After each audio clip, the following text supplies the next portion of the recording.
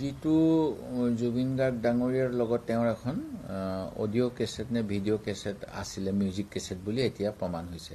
সেই গতিকে কি কাৰণে তেখেতে চিনি নাপাওঁ বুলি ক'লে সেইটো কথা মই গম নাপাওঁ। কিন্তু জুবিন গাৰ্গে অসমীয়া গানো গায়, অন্য গানো গায় আৰু আৰ্টিষ্ট হিচাপে ৰাইজক মনোৰঞ্জন দিব পাৰে, জনপ্ৰিয়তা আছে। কিন্তু ৰাজীৱ হদিয়াই যিখিনি গান গাইছিল, মই তেওঁৰ ব্যক্তিগতভাৱে কোনো শ্ব' চাবৰ মোৰ সৌভাগ্য নহ'ল। কিন্তু তেওঁৰ আমাৰ জাতিটোক যে সজাগতা কৰিব পৰা এজন ব্যক্তি আছিল আৰু তেওঁৰ অৱৰ্তমানত যে জাতিটো ক্ষতি হ'ব এইটো নিশ্চিত। তেখেতক সন্মান জনোৱা উচিত সকলোৱে। পৰিয়ালৰ প্ৰফেশ্যনটোত নগ'ল, সেই গতিকে মই সেইটো অৰ্থত গাদ্দাৰ কৈছোঁ। ঠিক তেনেকৈ কংগ্ৰেছীসকলৰ পৰিয়ালেই কংগ্ৰেছ কৰি থাকিব। সেই গতিকে কংগ্ৰেছৰ একেবাৰে তৃণমূল পৰ্যায়ৰ কৰ্মীসকললৈকে যিটো কৈছে ৰাজ তেজ বুলি, ব্লু ব্লাড পোৱা যাব। ফ্ৰীডম ফাইটাৰৰ যিবিলাক বংশধৰ সেইসকলে কংগ্ৰেছ কৰি আছে। আৰু বিজেপি কোনে কৰি আছে? যিসকলে ফ্ৰীডম ফাইটাৰৰ অংশগ্ৰহণ কৰা নাছিলে।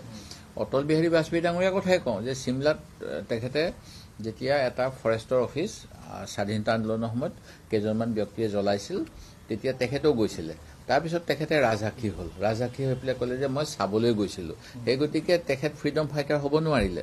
যদি তেখেতে নিজৰ পুলিচৰ শাস্তিৰ ভয়ত যদি তেখেতে ক'লে হয় ময়ো জ্বলাইছিলোঁ, তেতিয়াহ'লে নিশ্চয় তেখেতেও ব্লু ব্লাডেড কংগ্ৰেছ হ'ল হয়। সেই গতিকে এই কথাটো অকল কোনোবা দুজনমান নেতাক টাৰ্গেট কৰিলে ভুল হ'ব। কংগ্ৰেছৰ প্ৰতিজনেই ব্লু ব্লাডেড হয় বুলি মই অতি সাহসেৰে দাম্ভিকভাৱে ক'ব বিচাৰোঁ যে আমাৰ দলত যিসকল আছে ফ্ৰীডম ফাইটাৰৰ সতি সন্ততিসকল আছে। আৰু কোনোবা যদি ওলায়ো গৈছে আমি তেওঁলোকক আকৌ আমাৰ দললৈ আনিবলৈ যত্ন কৰি আছোঁ। কাৰণ পণ্ডিত জৱাহৰলাল নেহৰু, তেওঁৰ দেউতাক মতিলাল নেহৰুৱে নিজৰ কংগ্ৰেছৰ অফিচ কৰিবলৈ স্বাধীনতা সংগ্ৰামলৈকে আনন্দ ভৱন নামৰ এলাহাবাদৰ ঘৰটো দি দিছিলে। এতিয়া সেই পৰিয়ালটোৰ যিগৰাকী প্ৰধানমন্ত্ৰী শেহতীয়া ধৰক ইন্দিৰা গান্ধী নামত আমাক কংগ্ৰেছৰ ভৱনটো দিছে। সেই গতিকে এটা তেওঁলোকে নিজৰ সম্পত্তি দেশক দিছিল স্বাধীনতা আন্দোলনৰ কাৰণে, আৰু এতিয়া কংগ্ৰেছে তেওঁলোকক সন্মান জনাইছে আমাৰ AICC হেডকোৱাৰ্টাৰটোত দি। সেই গতিকে তেনেকুৱা ধৰণৰ কথাটো কৈ পেলাই কংগ্ৰেছক অপমান কৰাটো উচিত নহয়। আমাৰ সকলোৰে কংগ্ৰেছী ব্লু ব্লাড আছে, একেবাৰে সাধাৰণ কৰ্মীজনলৈকে।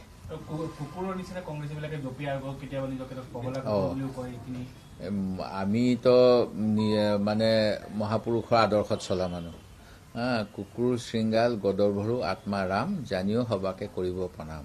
সেই নীতি আদৰ্শত অসমত কংগ্ৰেছে সকলোকে সামৰি আছে। আমাক অপমান কৰিব পাৰে তেখেতসকলৰ যিটো নীতি আদৰ্শ সেইটো ভাৰতৰ লগত ইমান খাপ খোৱা আদৰ্শ নহয়। সেই গতিকে 105 বছৰ লাগিছে তেওঁলোকক শাসনলৈ আহিবলৈ। 100 বছৰ 1925 চনত RSSৰ জন্ম হৈছিল, আৰু কিমান বছৰ তেওঁলোকে ধৈৰ্য ধৰিব লগা হৈছে চাওকচোন। আৰু এতিয়াও তেওঁলোকৰ সেই আদৰ্শ ভাৰতৰ মানুহে গ্ৰহণ কৰা নাই। আৰু তেওঁলোকে কি ভিত্তিত নিৰ্বাচনত জয়লাভ কৰিছে সেই কথাটো জানেই। কেনেকৈ প্ৰলোভনৰ ৰাজনীতি। আজি ছত্তীশগড়ত কৈছিলে 500 টকাত গেছৰ চিলিণ্ডাৰ দিব, তাত দিয়া নাই। হাৰিয়ানাত কৈছিলে 500 টকাত গেছৰ চিলিণ্ডাৰ দিব, তাত দিয়া নাই।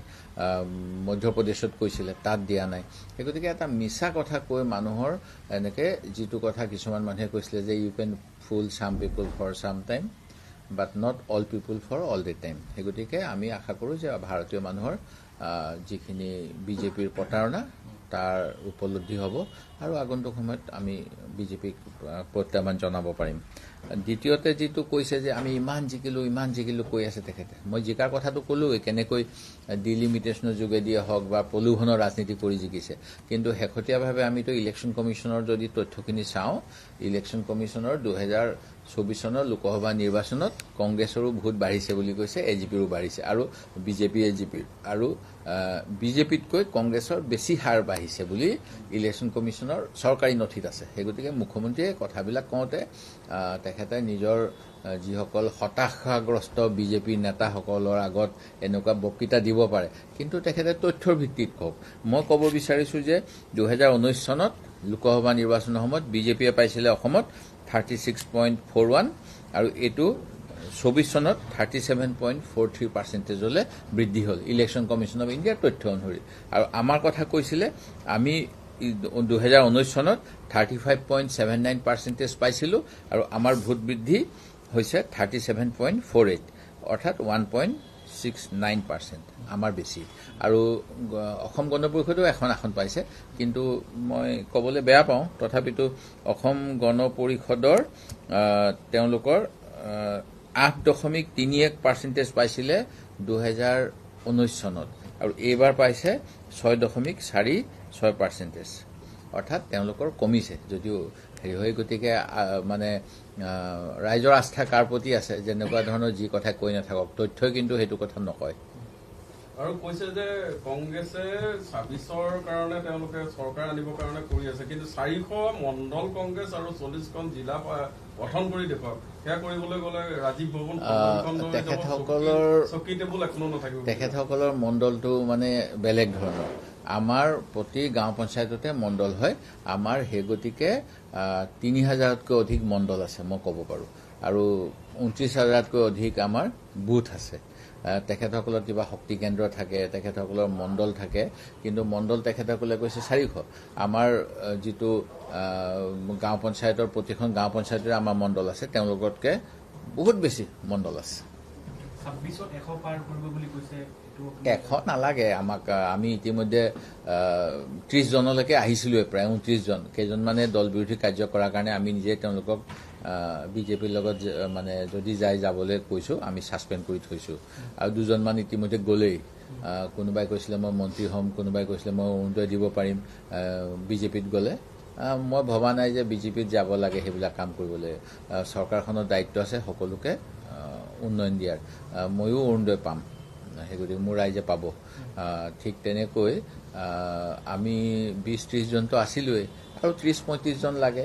এই ৰাইজে বিজেপিক ভাল পোৱা নাই, তাৰ উদাহৰণটো মই দিলোৱে যে তেওঁলোকৰ ভোট হ্ৰাস হৈছে, আমাৰ বৃদ্ধি হ'ব। সেই গতিকে আমি আৰু বৃদ্ধি কৰিম, আমি চৰকাৰ গঠন কৰিম। আৰু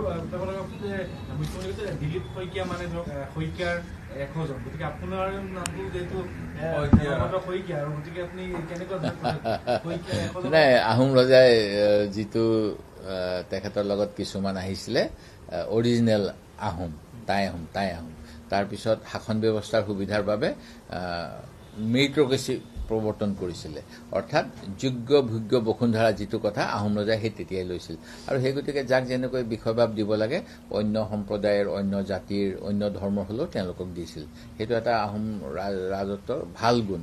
কিন্তু বৰ্তমানৰ সময়ত জানো তেনেকুৱা দেখিছোঁ? বৰ্তমানৰ বিজেপিত যিসকলে কাম কৰিব বিচাৰে তেওঁলোককতো কাটি দিয়া হয়। যোৱাকালি এতিয়া মোৰ সমষ্টিত মই এটা ছাৰ্ভে কৰাইছিলোঁ, সকলোৱে ছাৰ্ভে কৰে। তাত সোধা হৈছিল মুখ্যমন্ত্ৰী হিচাপে কাক যথেষ্ট চলি আছে, ৰাইজেও যথেষ্ট দুখ প্ৰকাশ কৰিছে বা বিভিন্ন ধৰণৰ অখিল গগৈয়েও সাহায্য দিম বুলি কৈছে। কিন্তু এইখিনি সময়তে এতিয়া দেখা গৈছে জুবিন গাৰ্গে যিটো মন্তব্য কৰিলে যে ৰাজীৱ শইকীয়াক তেওঁ চিনি নাপায় আৰু তেওঁ জাতিৰ হকে বহু গান গাইছে বুলি কৈছে। চাওক, যিটো জুবিন গাৰ্গ ডাঙৰীয়াৰ লগত তেওঁৰ এখন অডিঅ' কেছেট নে ভিডিঅ' কেছেট আছিলে, মিউজিক কেছেট বুলি এতিয়া প্ৰমাণ হৈছে। সেই গতিকে কি কাৰণে তেখেতে চিনি নাপাওঁ বুলি ক'লে সেইটো কথা মই গম নাপাওঁ। কিন্তু জুবিন গাৰ্গে অসমীয়া গানো গায়, অন্য গানো গায়, আৰু আৰ্টিষ্ট হিচাপে ৰাইজক মনোৰঞ্জন দিব পাৰে, জনপ্ৰিয়তা আছে। কিন্তু ৰাজীৱ হদিয়াই যিখিনি গান গাইছিল, মই তেওঁৰ ব্যক্তিগতভাৱে কোনো শ্ব' চাবৰ মোৰ সৌভাগ্য নহ'ল। কিন্তু তেওঁৰ আমাৰ জাতিটোক যে সজাগতা কৰিব পৰা এজন ব্যক্তি আছিল, আৰু তেওঁৰ অৱৰ্তমানত যে জাতিটো ক্ষতি হ'ব এইটো নিশ্চিত। তেখেতক সন্মান জনোৱা উচিত সকলোৱে।